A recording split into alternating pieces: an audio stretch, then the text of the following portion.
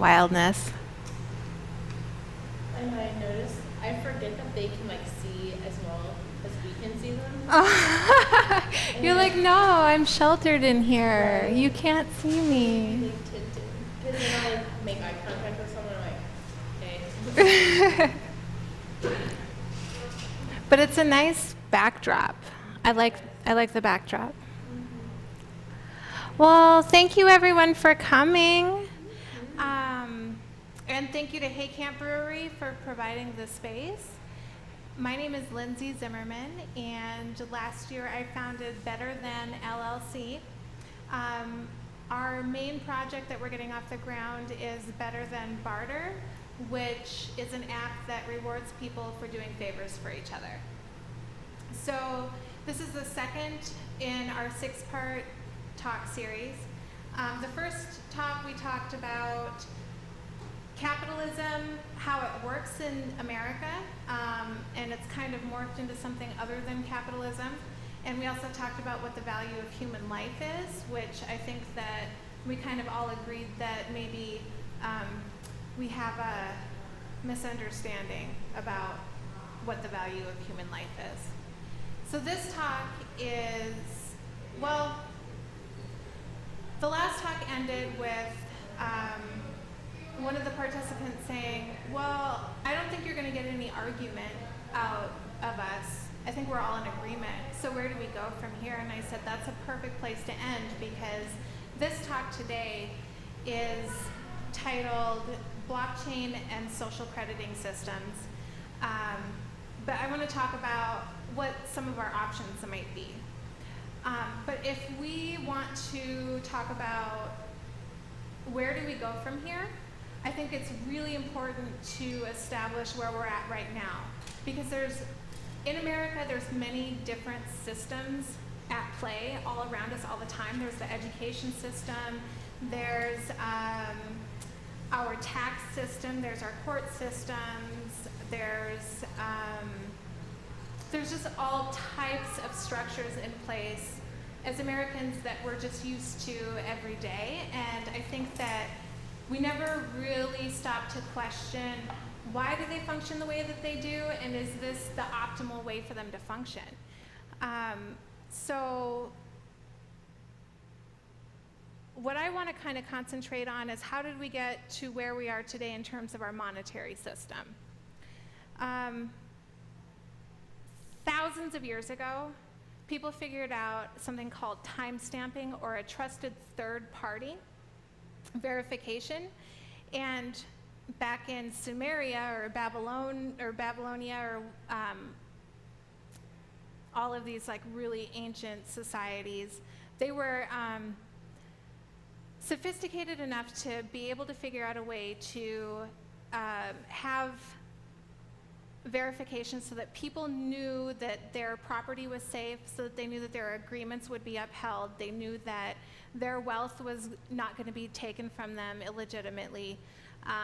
And back then, all it was a clay tablet with a stamp on it that said, I'm verifying this, I have no skin in the game. And today we would call that person a notary. It's exactly the same thing. A notary stamps your document, and that is your third-party verification that this agreement has taken place, or that this document is real and upheld.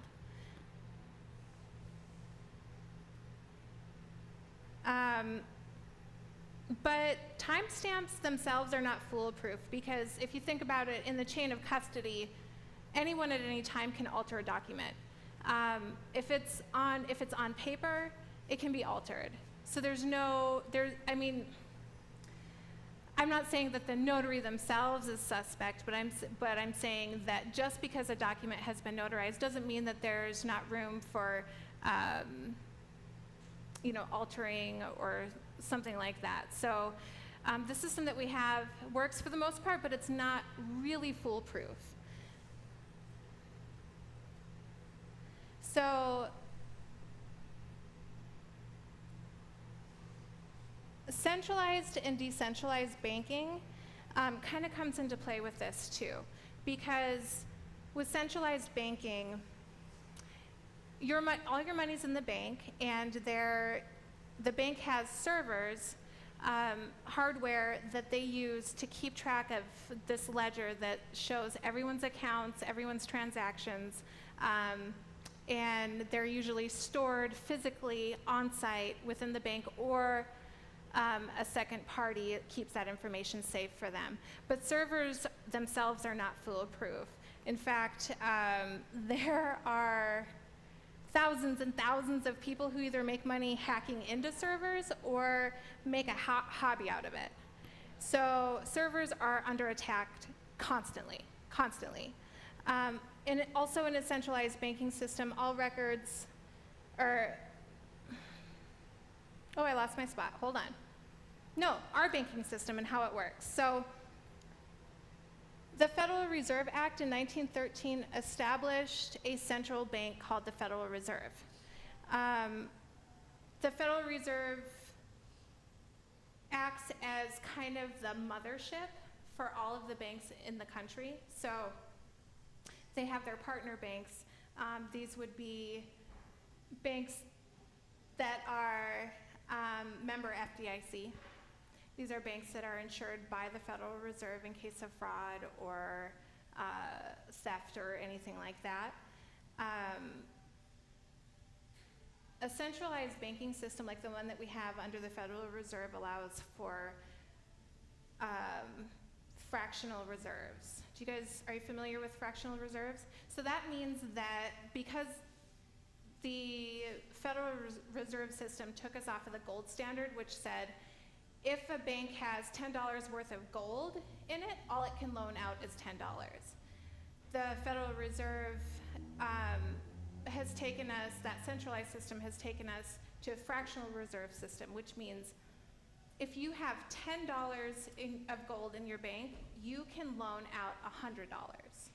And that's going to be guaranteed by the Federal Reserve. The problem with that is what if somebody wants to cash in or everybody wants to cash in all their money at the same time, the bank won't have enough funds to be able to make everybody whole. Right. So that's what you call fiat money. So fiat money is government issued currency that is not backed by a physical commodity such as gold or silver.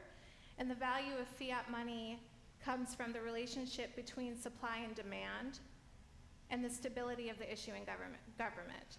So most modern paper currencies are fiat currencies, meaning there's no gold to back it. It's just because the government says that it's holding its value, so therefore it has value. In the 70s, there's a huge history that built up to this, but in the 70s, Nixon put us on what has been termed the Petro Dollar.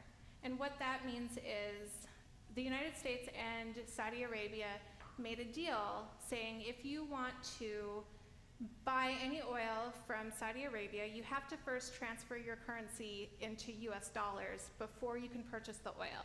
So that almost created an artificial demand for US dollars, which holds up its value. There's a lot of stuff going on in the Middle East right now, though. Saudi Arabia wants to put a pipeline through Syria to help provide natural gas and petrol to Europe.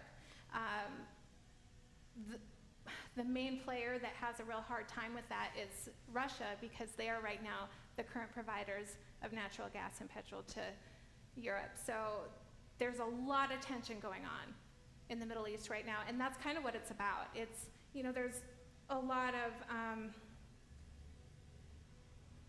this political leader said this and this one said that, but that's really what it comes down to, is the control of this gateway to resource.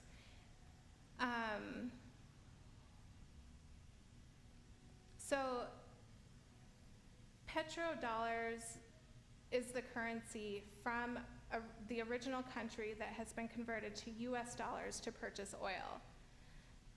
The dollar value and the cost of oil are inseparable. So we went from a gold standard where every note that was issued from the bank was backed up by that value in gold. Then we went to the fractional reserve system, which we're still under today through the Federal Reserve, which means that banks are lending out more and more money that they don't actually have in reserve. And the only way to pay that back is to actually loan more money from the Central Reserve to pay it back. And all of this has interest rates. So when you talk about the Fed lowering interest rates to boost the economy, that's what they're talking about. They're saying it will cost you less to borrow money from us, but that money doesn't actually have, there's no gold at the Federal Reserve. That money that they're loaning us doesn't actually have any backing. So it makes me worry sometimes. Like, what would happen if the Federal Reserve wanted to cash in? Like, what if they just decided, this US dollar is just not, it's not doing it for us anymore.